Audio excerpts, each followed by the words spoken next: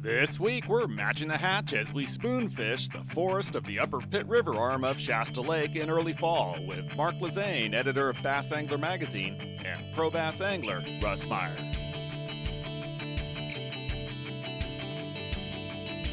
I'm Justin Wolf, and this is Angler West Television.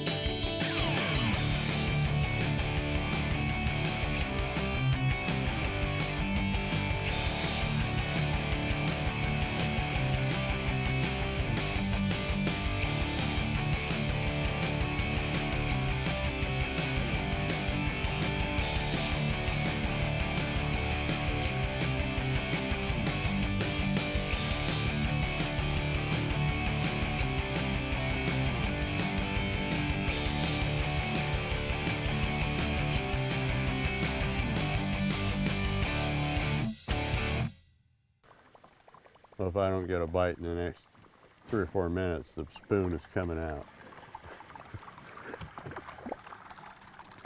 So much bait on the top. I should be able to get something up here. I was able to spinnerbait on the flats and get whacked, but the spoon was hands down the bait. There's one. Oh! That was a baby one. So all of these trees are they're just ambush points for all of what you see there. Nice. But see how blank it is down below? It's like dead. Yeah. And then, and it's kind of been that. We'll drop down to 30 in places, but the zone seems to be, where a lot of times up here, you're spooning at 50, 60, but not lately. Russ Meyer has brought Mark Lassagne to one of his favorite areas for spooning on the Pit River arm of Shasta Lake. And while they started off throwing a swim bait and a topwater lure, it didn't take long for them to switch to the I spoon. think it's about as big as the bait.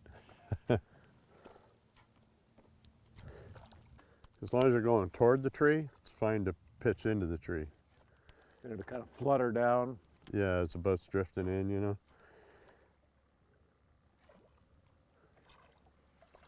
And imagine those fish will hang off the tree a ways also, so Oh yeah. maybe you can get those ones that are sitting out a ways, like that one. Yeah, he was down near the bottom there.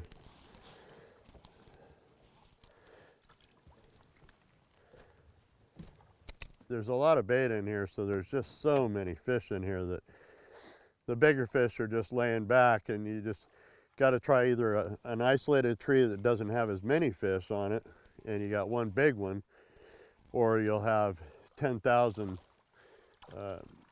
little guys, and you might get one side of the tree that has a big fish on it. So the key here is just to make a million casts, catch a lot of fish, and eventually you'll end up with some nice ones. So, and you usually don't get any real toads, but up to 4 pounds.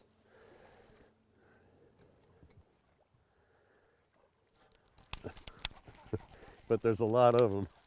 So you just have to weed through all these little guys and you'll come up with the big ones though.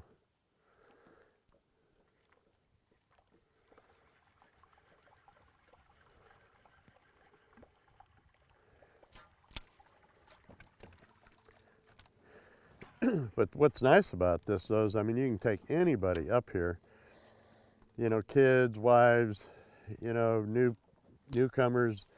People have been doing it for a long time, and you catch 100 fish a day, and it's just a lot of fun when you got that many fish biting. You don't lose too many spoons in the trees once in a while. Like I just got hung up here, but usually you can shake them loose. That was fishing line. Some of the trees will have all the 8-inchers on it. And then you pull up to another tree and they'll have 13, 14 inchers on it. And then the next tree will have all 2-pounders on it. But there's a big forest here, so you just gotta, did you see that? Just gotta weed through it.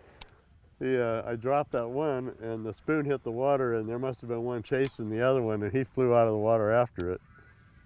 You catch spoonfish here all year, or is it usually just in the fall?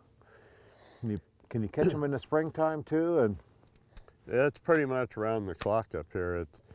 You know, as long as the fish are eating shad, there's all kinds of fish to be had. You know, whether it's summer, winter, fall. You know, they're just different depths, and you know, and it's all bait related and temperature controlled. So when you find fish that are in, you know, the bait fish that are in 50, 60 feet, there's always going to be fish feeding on those, you know. So electronics is the key. You just got to find them on your electronics and then find the schools of bait that have fish on them, and there you have it. So just about any time of the year, if you're fishing and you see a school of bait, you can drop a spoon down here on them and should be able to get some fish. Yeah. And right now, they really are relating to these flats. It's a typical pattern on Lake Shasta in the fall. Anytime you can find flats, the fish are going to be in, you know, anywhere from 5 to 50 feet on these flats, and they're just roaming and pinning these bait fish up on these trees or ledges that are on the flats.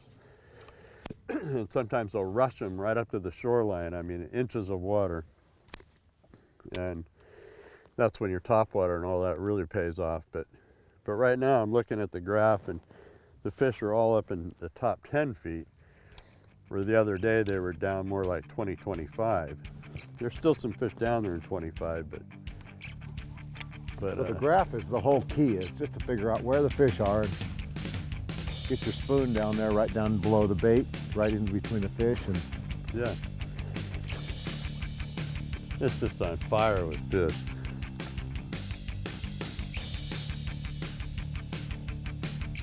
For more information about today's episode, visit anglerwesttv.com. It's just on fire with fish. We're on Shasta Lake, where Russ, Meyer, and Mark Lassagne are just getting warmed up for at least 100 fish a day. I can even catch spoonfish. Oh, by the end of the day, you'll be a pro, man. There's a rat pack underneath of us here, too. And there's a lot of good crappie in here, too. Spoonfishing, I would think you could just about get any fish that lives down there that Literally. that eats shad. Yep. See all these springs coming up? Catch catfish too, swimming? Yeah, big ones. Oh, 20 pounders, oh, man. jeez. There's so many fish in here. Now see, here's some good fish. This right here is an isolated big fish. So, you know, that could either be a carp or a big bass or a catfish. You know, you'll see a definite difference between the bait, the smaller bass, and then a big fish. They show up with a much bigger arch. We're going to drift in shallow to these tighter trees and make sure we're not missing any kind of a shallow water bite. You know, and if we are, then we could start throwing, you know, swim baits, crank baits, spinner baits up really shallow, and sometimes the bigger fish will be up there. But right now, we're just kind of shopping for whatever it has to offer, whether the fish are going to be, big fish are going to be shallow, deep, and then sometimes they're shallow but over deep water. So there's so many variations that we're going to try. But the good thing is we have the #1 key is a lot of bait. As long as you have the food source around, you're going to find fish.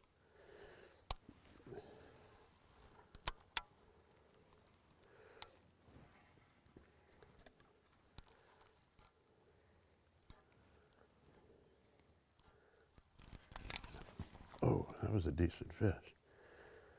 Got off though. Maybe they're up here a little more shallow. It's amazing how little you get hung up using a treble hook in the middle of a tree. And there's a decent one. Oh, I snagged, I think. But yeah, he snagged. But yeah, you don't get hung up very much. You'd think throwing around a big treble hook in the middle of the trees, yanking them around with all these bushes, and that you'd be losing spoons constantly. But you know, there's a couple of things to remember when you're doing this in the trees.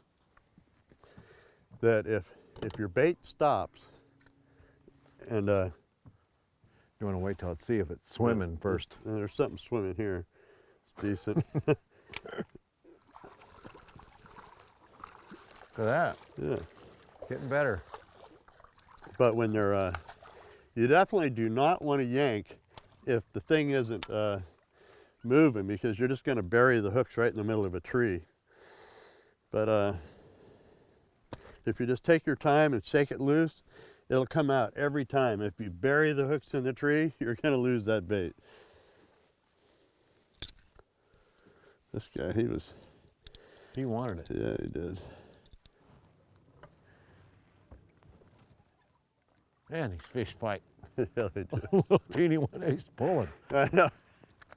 They just all think they're big boys. Freshwater tuna. That guy was decent. But the They it's so start to fun. feel decent when they're Yeah. 12 inches long. I know. Yeah, and you know, that's the thing about the spots, is they're hardcore fighters. Yeah, too, they you know. are. So a 12-inch spot is a lot different than a 12-inch largemouth.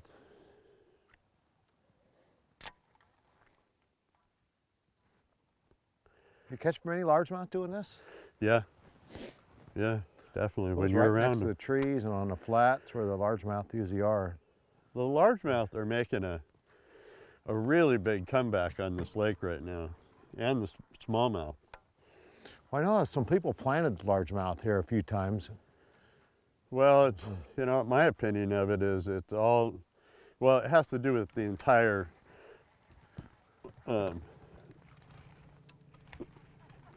thing of fish, because the largemouth, for about 4 years or so,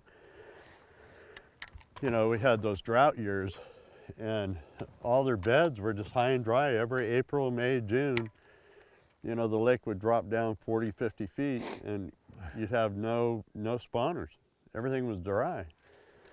But for the last 3 years, we've had great water tables, you know, full, and we started having every year, like all the way up to the middle of June, end of June, the lake was full to the lips. So consequently, I started seeing, you know, massive schools of spots, largemouth, the crappie and bluegill, just huge. That's Schools great. of crappie like the size of a house, thick schools that big of crappie, and bluegill and bass and shad. And so everything really grew.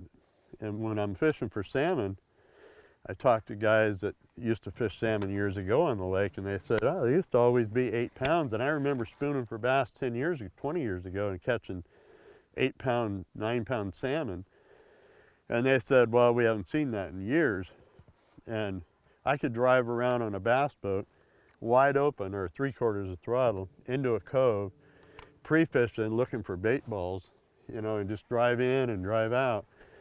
And you'd see these huge schools of bait, and that's where you'd start fishing. And if you didn't see any bait, you just kept on rolling. Well, I haven't seen that in the last 10 years, except for now. Now it's starting to come It's back. coming back since we've had these high water level years. All that food chain's coming back, and so I think you're going to start seeing the 8-10-pound salmon again, the largemouth, Big spot. yeah, the whole thing. So we're going to have some great fishing coming up. For more information about today's episode, visit anglerwesttv.com. Welcome back to Shasta Lake. There's a I'm good one. Justin Wolf. Russ Meyer and Mark Lassagne are catching spotted bass one after the other with spoons that closely resemble the threadfin shad that provide a primary forage base for Shasta Lake's bass. On the sonic bait fish. This lure, real similar to the crippled herring, just has a little bit different fall than Hopkins. And just give the fish a little different look at it, and we're getting a few more on it. In case you wondered why these fish are hitting this spoon, this is a fish we caught, just spit up this shad. Looks just like this spoon, fluttering down there. So, nice gel base stays on here for a little while.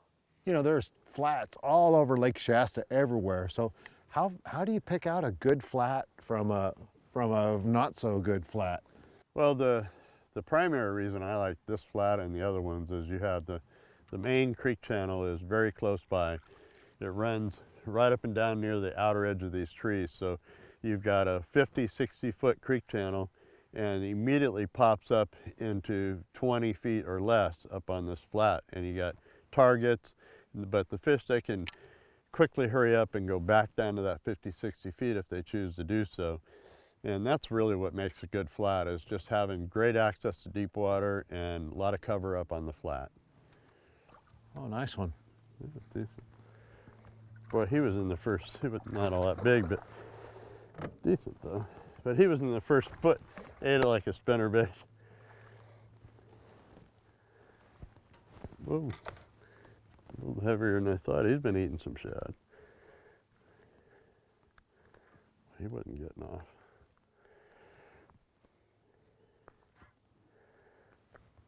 You see when that, when they start getting the gray on that belly right there, those black spots, that's the beginning signs of an adult spot.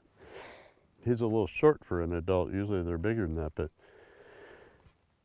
could be a little different breed. But anyway, that one's been eating shad. He's fat. Sometimes you'll spot them on your electronics in the tree, and you have to turn your sensitivity down on the electronics when you're up next to a tree, because you get a lot of interference. So, you know, it's just bouncing all over the place. So if you turn it down, you can actually pick up the difference between the tree and the fish. And when you see a lot of fish and you're not getting many bites, just hang with it and try so many different little short pops or long strokes, sometimes almost just dead sticking it on the bottom or on a limb.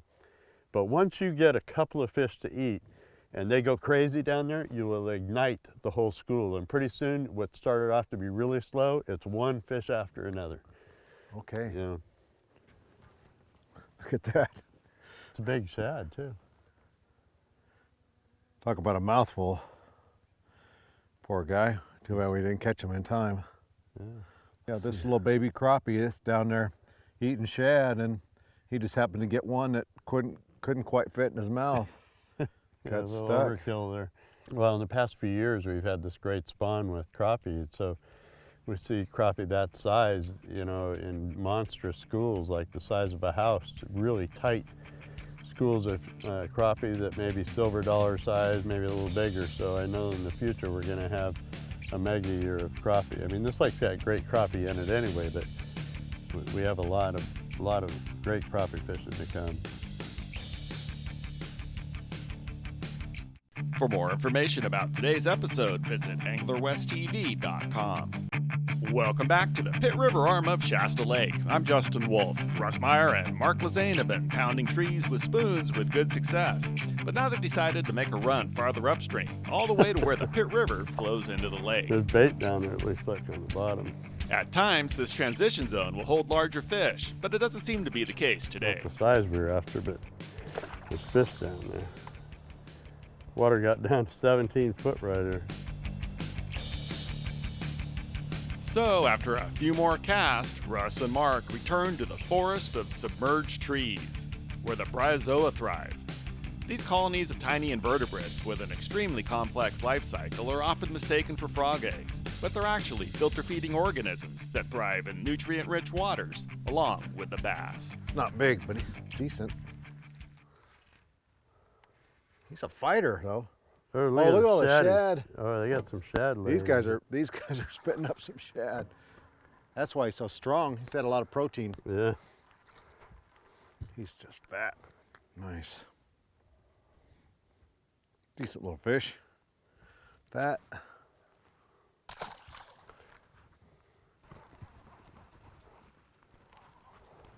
just had one again.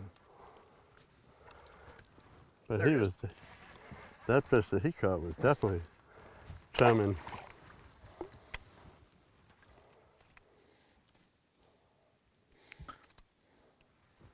So cool when you're getting bit down there, you can feel it. You pop your spoon up and it's like hitting a branch, but it's really hitting a fish. So Yeah.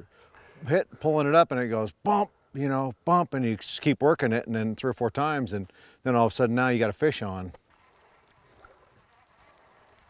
Oh. They're on that bait. This one chased it all the way up.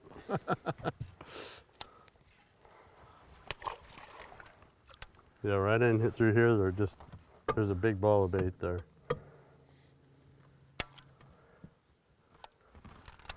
I don't know if there's any fish in it though, huh? You wonder. But not all of them are puking up the bait like that one you caught.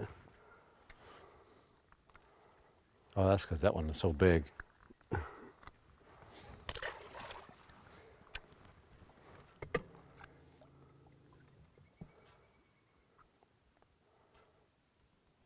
Just bumping fish down there. It keeps backlashing me because it hits it on the way down so many times.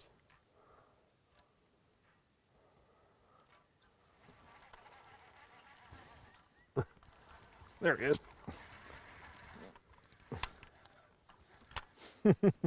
I reeled it up and then stopped it halfway. Oh, there's some shad on the surface. Yeah. He thinks he is anyway. He thinks he's big. Yeah.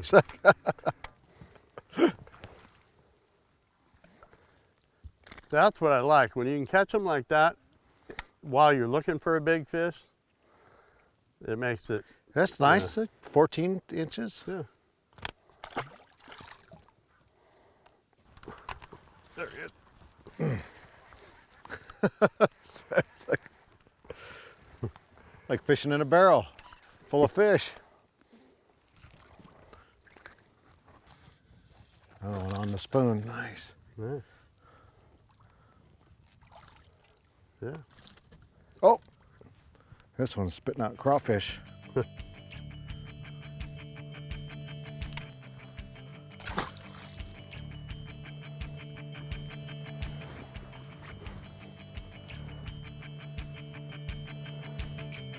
These are the kind of bass we're looking for when we're spooning. If we can get, 5, 6 of these fish a day, then we're kind of happy, This fish is probably close to 3 pounds. And that's what makes for a great day of spooning on Lake Shasta.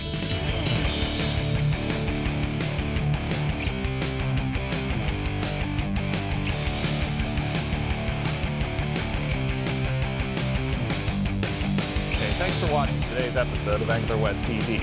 It's only with the sponsor support that the show is made possible, so please thank them when you can. Now get out there and do some great fishing.